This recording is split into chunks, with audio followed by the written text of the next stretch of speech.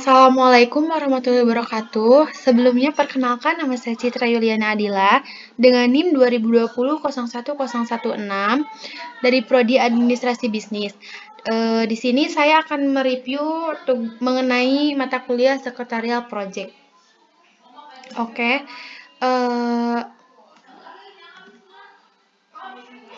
Untuk slide pertama ada poin pembahasan. Poin pembahasan yang pertama itu ada ruang lingkup sekretaris dan kesekretariatan. Yang kedua, sekretari di era digital. Yang ketiga, platform meeting dan conference. Yang keempat, ada human relation. Yang kelima, ada networking. Keenam, ada office automation. Yang ketujuh, ada telepon handling. Yang kedelapan, VR for secretary. Yang kesembilan, ada e-matter dan tanda tangan digital. Yang ke-10 ada kunjungan. Yang terakhir yaitu yang ke-11 ada K3 atau bisa disebut tentang keselamatan kerja. Nah, di sini saya akan menjelaskan sedikit tentang ruang lingkup sekretaris dan kesekretariatan. Menurut Susanto, pada tahun 2021 ada 3 peran sekretaris. Yang pertama itu ada sebagai pusat informasi. Yang kedua, sekretaris sebagai penunjang kinerja pimpinan. Yang ketiga, sekretaris memberikan pengaruh positif bagi anggota organisasi dengan mendistribusikan informasi secara cepat dan tepat sasaran. Yang selanjutnya yaitu ada peran dan fungsi sekretaris di era 4.0. Kemajuan teknologi memungkinkan terjadinya otomasi hampir di semua bidang. Revolusi Industri 4.0 sebagai fase revolusi teknologi yang mengubah cara beraktivitas, kompleksitas, dan transformasi kehidupan manusia. Jadi setiap profesi harus merespon perubahan tersebut secara komprehensif sehingga tantangan Industri 4.0 dapat dikelola menjadi peluang, begitupun juga dengan profesi sekretaris. Di sini saya juga tidak lupa mencantumkan link, tapi berhubung di sini jaringannya kurang bagus, jadi linknya nggak bisa dibuka. Selanjutnya ada materi tentang platform meeting dan conference. Di sini saya akan sedikit menjelaskan tentang platform meeting. Banyak sekali platform meeting yang salah satunya yang diambil oleh saya yaitu maksudnya yang diambil oleh kelompok saya yaitu ada Kumo Space. Apa sih Kumo Space itu? Nah, di sini Kumo Space sendiri merupakan sebuah platform yang dibentuk oleh Mau dan Brett Martin. Akibat dari adanya pandemi COVID-19, Kumo Space hadir karena para pendiri Kumo Space merasa bahwa platform untuk pertemuan secara virtual yang sudah ada masih sangat membutuhkan peningkatan yang sangat tinggi. Di sini juga saya tidak lupa menyantumkan link tugasnya. Tapi ya berhubung di sini jaringannya kurang bagus, jadi mohon maaf linknya tidak bisa dibuka. Yang materi selanjutnya yaitu ada human relation. Apa sih human relation itu? Nah, human relation adalah suatu proses interaksi yang terjadi antara seseorang dengan orang lain untuk mendapatkan adanya saling pengertian, kesadaran, dan kepuasan psikologis. Di sini ada link tugasnya. Terus, yang selanjutnya yaitu tentang networking. Networking skill adalah kemampuan untuk membina dan membangun relasi, terutama dengan orang baru. Nah, jika kita bertemu dengan orang baru, kita harus memberanikan diri untuk memulai pembicaraan, karena itu merupakan suatu kemampuan yang harus ada di dalam semua orang atau di dalam individunya masing-masing. Nah, di sini ada manfaat networking dalam dunia kerja. Yang pertama ada memperluas jangkauan, yang kedua ada kesempatan promosi dalam jabatan, yang ketiga ada saling bertukar ide, yang keempat yaitu mengasah skill komunikasi. Dan di sini juga ada berupa link tugas. Selanjutnya, office automation. Apa sih office automation itu? Office automation yaitu sistem yang mampu mendukung pekerjaan pada suatu perusahaan secara luas.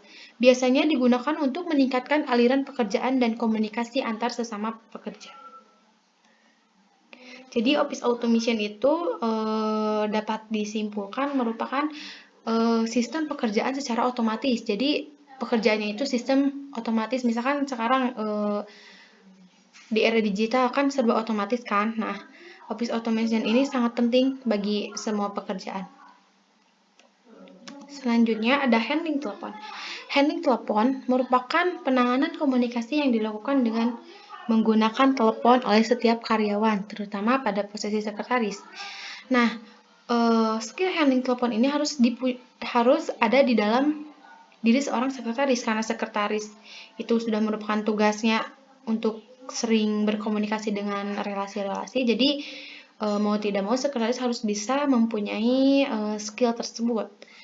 Nah, di sini juga waktu itu saya dan teman-teman saya ditugaskan untuk mencoba menelpon perusahaan atau relasi-relasi gitu untuk mewawancarai. Nah, selanjutnya di sini ada VR for Secretary. Nah, di dalam VR for Secretary ada dua.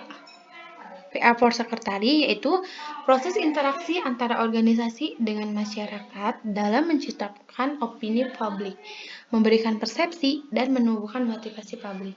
Nah, di sini ada fungsi VR for Secretary. Fungsi PR for Secretary yaitu menciptakan dan memelihara citra positif dan saling pengertian antara suatu perusahaan baik internal atau eksternal. Nah, materi selanjutnya ada e-materai dan tanda tangan digital. Apa sih e-materai itu? E-materai elektronik adalah materai berbentuk digital. E-materai sama dengan materai fisik, hanya saja materai digital digunakan untuk dokumen elektronik. Seiring perkembangannya zaman, dokumen kertas semakin ditinggalkan dan digantikan dengan dokumen elektronik. Nah, ini merupakan contoh e-materai. Dan di sini juga ada tanda tangan digital. Tanda tangan digital merupakan skema matematis yang digunakan untuk membuktikan keaslian pesan atau dokumen digital. Tanda tangan digital merupakan salah satu cara dari banyak cara untuk menjaga keamanan data digital. Nah, di sini mungkin kalian bisa lihat, ini contoh tanda tangan digital ya. Nah, materi selanjutnya ada kunjungan DPRD dan ada K3. Dewan Perwakilan Rakyat Daerah Jawa Barat pada tanggal 15 Juni 2022 kemarin, kami telah melakukan kunjungan ke kantor DPRD Jawa Barat dengan tujuan untuk mengetahui sistem kesekretariatan, sistem pengarsipan, peralatan kantor, dan layout ruangan perkantoran yang mereka gunakan.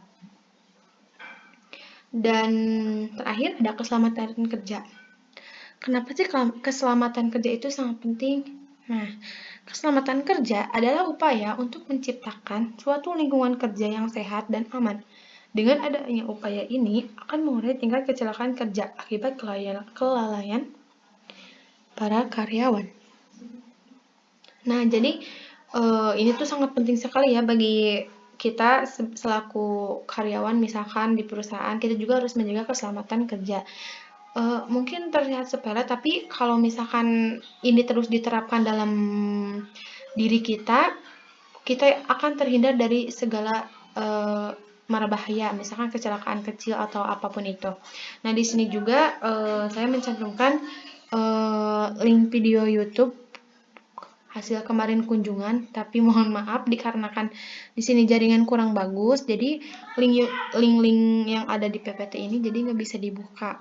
Mungkin kalau ingin lebih mengetahui bisa ditonton di next video. Mungkin cukup sekian presentasi dari saya atau pemaparan dari saya.